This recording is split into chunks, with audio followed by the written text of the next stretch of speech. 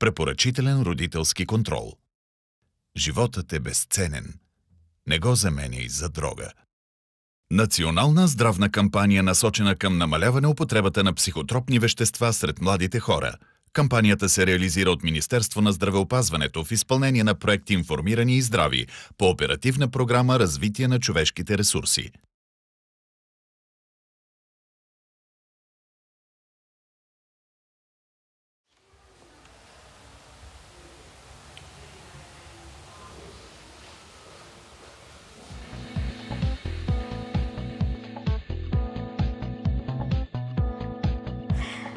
Ако трябва да нарисувам екстаза, той ще е цветен. Моят свят беше цветен и красив, лек, пълен с целувки, щастливи хора, преливащи от любов. Да, моят екстаз беше цветен. Но фалшив.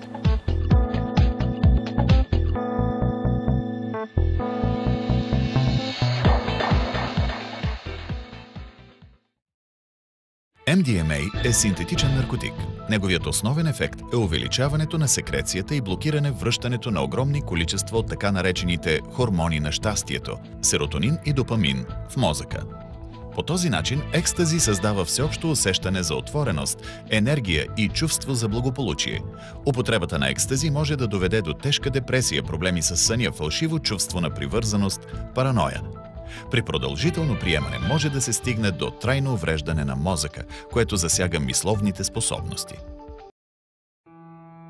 Казвам се Мила.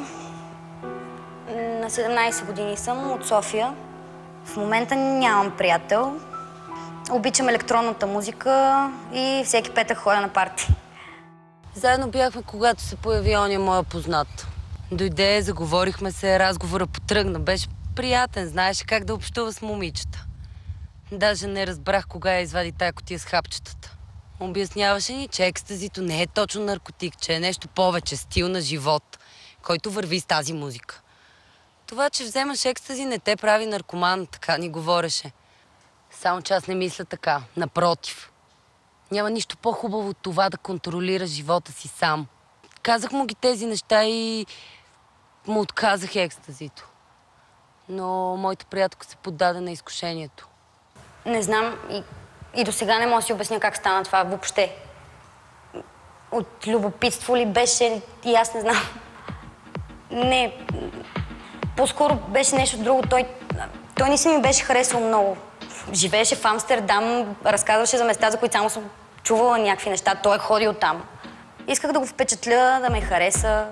Бях толкова глупава, че не послушах приятелката си, която беше категорично против. Направих го напук. Взех едно хапче от кутийката на момчето и го глътнах светкавично пред погледа й.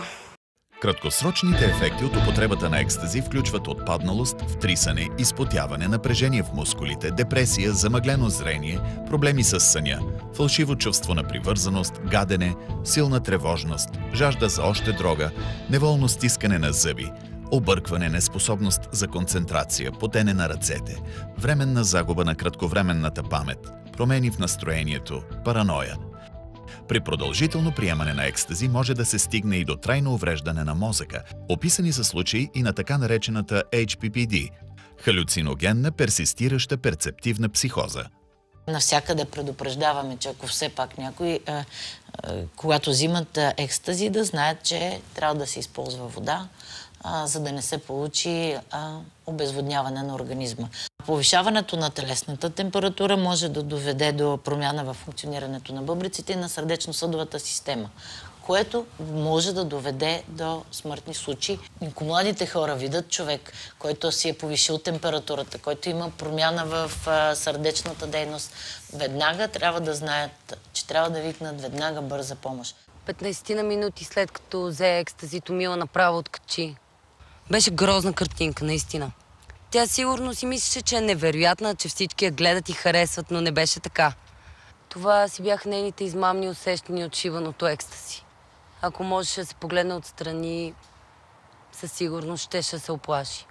В началото при употреба на екстази се активира изпразването на серотонин, което води до тия приятни усещания.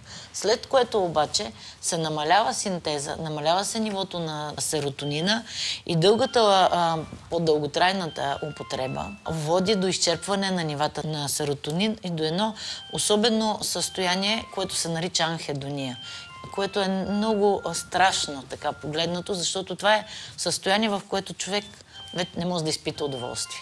Сега знам, че това е пълна измама, само че тогава се чувствах щастлива. Усещах се изпълнена с любов. Цялата оная любов, която ми липсваше до тогава. Не, екстазито наистина е много коварно. Едно мъничко хапченце накараме да се влюбя в това момче, което виждах за пръв път. И през ума ми мина, че ми е дал дрогата точно заради това да се почувствам влюбена в него.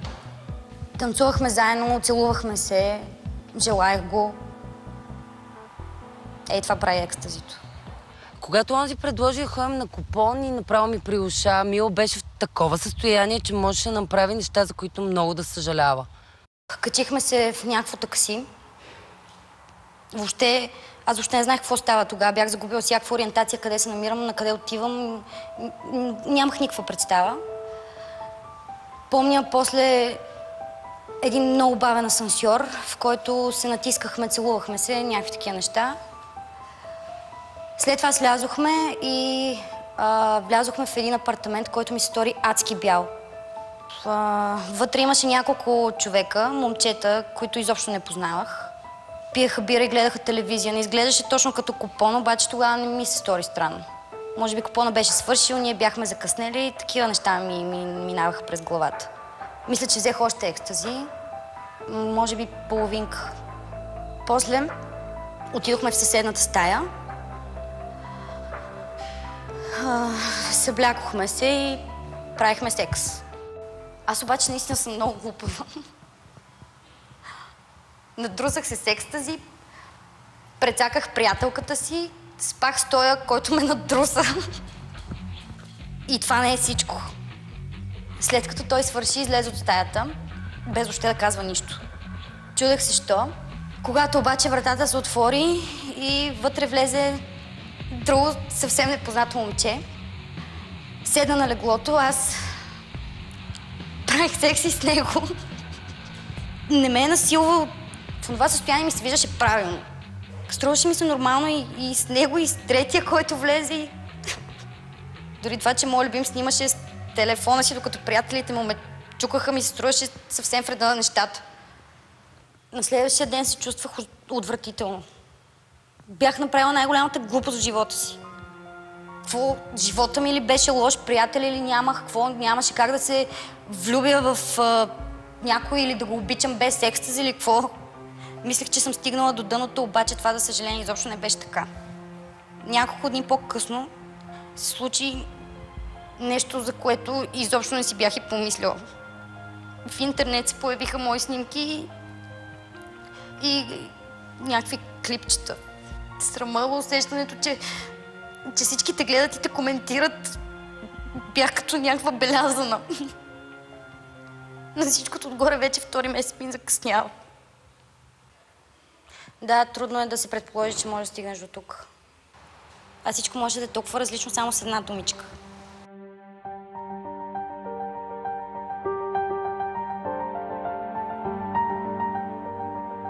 Не сте бременна.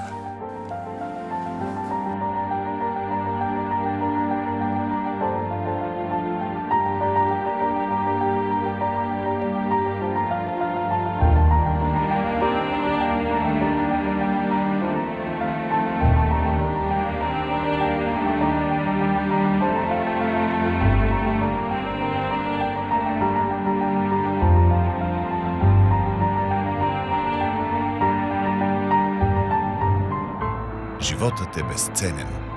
Не го заменяй за дрога.